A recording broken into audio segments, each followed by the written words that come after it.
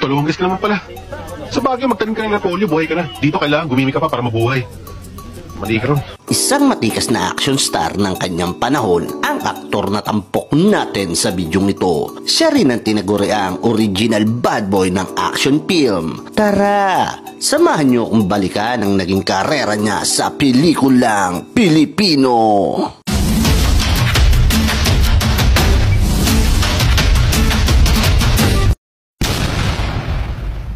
Siya ay si Ace Yort Cesar Asturias Aguilar o mas kilala natin bilang si Ace Berhel sa harap ng kamera. Ipinanganak noong November 20, 1954 sa Manila. Hindi maikakaila na isa siya sa magagaling gumanap ng kanyang panahon dahil nasa lahi na nila ang pagiging magaling na artista. Ang kanyang magulang ay kapwa-batikang artista na sina Cesar Ramirez at Alicia Berhel na pinarangalan pa ng PAMAS bilang Best Actress para sa pelikulang Basahang Ginto noong 1952. Kapatid din niya